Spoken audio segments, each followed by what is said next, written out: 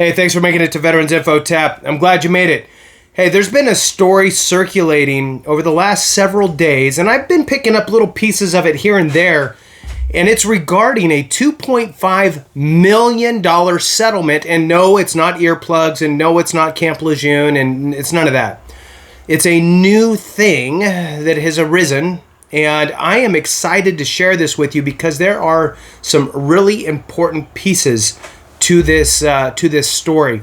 I didn't do it earlier because I didn't have enough information. It was still kind of trickling in, and I wanted to make sure that I was able to shed the right light on it or find the right article or what have you. But it was so new that a lot of places didn't even know about it yet. So anyway, so here we are.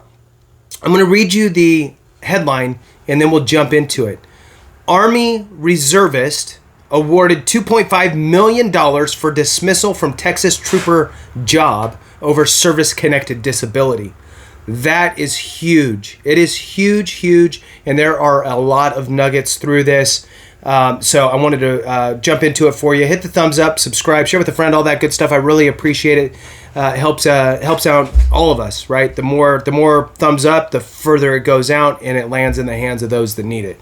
If you're not a member, consider joining. It does help the channel out immensely. Thank you to all you members. I appreciate you so much, and it helps me to find you quicker in the comments. All right, so jumping into the article here. A Texas jury has awarded $2.49 million to an Army reservist who lost his job as a Texas state trooper when he developed a debilitating illness caused by exposure to burn pits while serving overseas. Okay, that's huge. A Texas jury has awarded $2.49 million to an Army reservist who lost his job as a Texas state trooper when he developed a debilitating illness caused by exposure to burn pits while serving overseas. So here's the first little piece.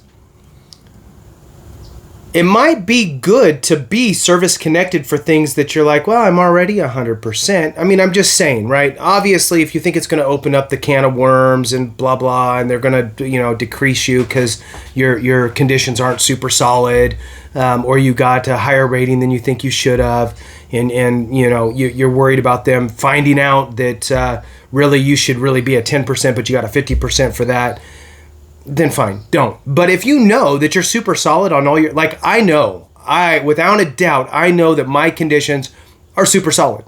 I could go file something tomorrow and not be stressed down at all about the VA lowering me for anything. And if they did, it would be so ridiculous that I'd get it overturned so quickly. So, because having those service-connected disabilities documented, if you're working and then your employer starts to give you grief over your service-connected disabilities, you see the connection there, right?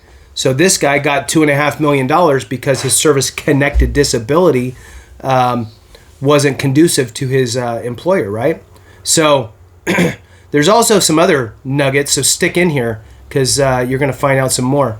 Former Army Captain Leroy Torres, who together with his wife Rosie led a decade-long fight for recognition of burn pits as a health risk and landmark legislation to provide benefits for sickened veterans, won a lawsuit Friday against the state of Texas for violations against USERRA. That's the Uniformed Services Employment and Reemployment Act. And I'll tell you, so anybody who sees those posters in your break room or whatever, right, there's a little section in there, and it usually has the gumball seals for all the branches. That's usually the spot where the USERRA information is. But also a good organization to have in the back of your mind if you're dealing with anything like this is the Employer Support Guard and Reserve, the ESGR, Employer Support Guard and Reserve. Check them out. Great organization, and they can also help you navigate some of these waters when it comes to USERRA. All right. Torres first filed a lawsuit in 2017 charging that the state denied his request to remain on the force in an administrative capacity and accommodation for his service-related disability. Instead, he said he was forced to retire and then denied a disability retirement pension from the state. The Texas Department of Public Safety argued that it could be sued, that it could not. It argued that it could not be sued in the case without giving consent to being sued. Permission that is granted only by the state legislature. Now, this is really important, so stick in here with me, because what they're saying here is that you, as the employer of a state government agency, you can't sue that agency, is what they're saying, unless it's given by the state legislature, which would be the state, in most cases, it's the state assembly, or the state's House of Representatives and the state Senate, right? So that's the legislature for the state. So what happens? He ended up pushing it, and it went to the Supreme Court. So it says here, this case made its way to the Supreme Court, which sided with Torres, sending the case back to Texas. Huge, because now you have precedent.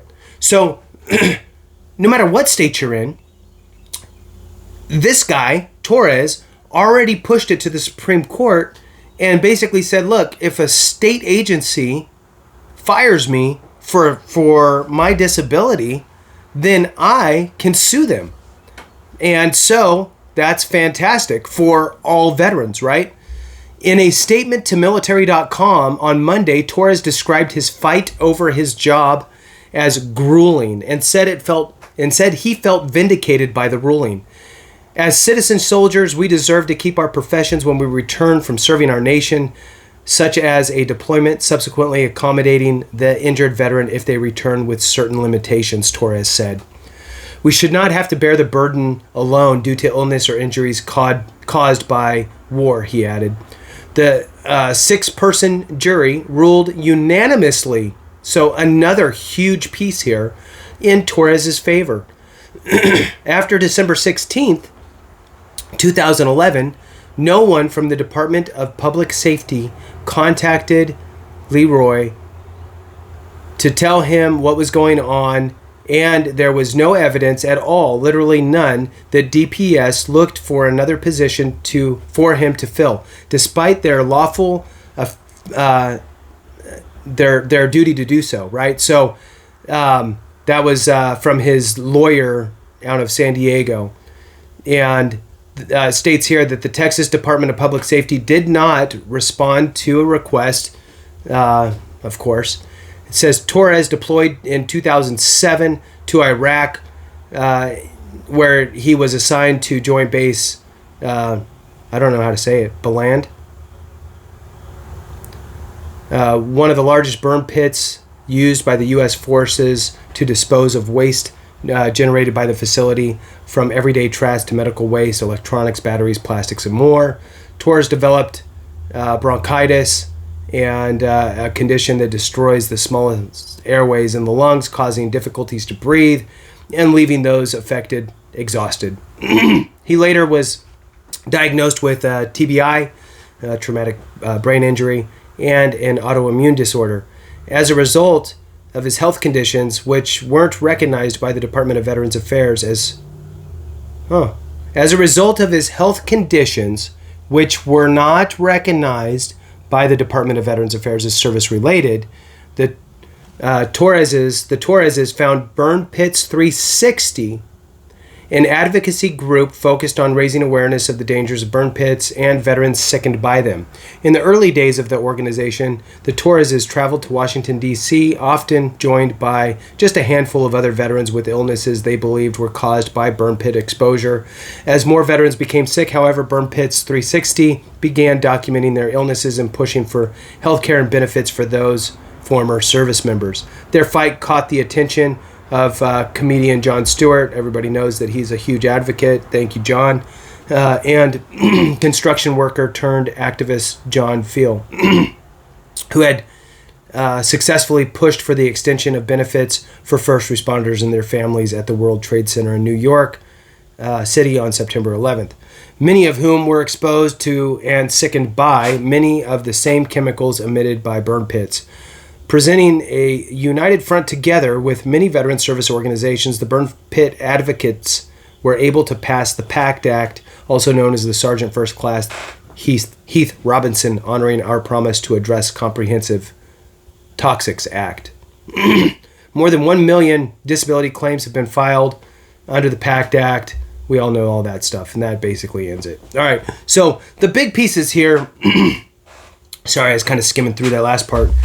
The big piece is that now there's precedent-setting ruling from the Supreme Court that allowed Torres to go back and sue his state agency employer for letting him go forced retirement, and he won $2.5 million. So huge win for Torres and a huge win for veterans, in my opinion. Don't forget about the ESGR, the Employer Support Guard and Reserve, which was not mentioned in this article, but I'm throwing it out there for you as another resource, and all of your rights under the USERRA. So with that, thank you so much for watching. I really appreciate you. Have a great one. And remember, if we don't take care of each other, something went wrong.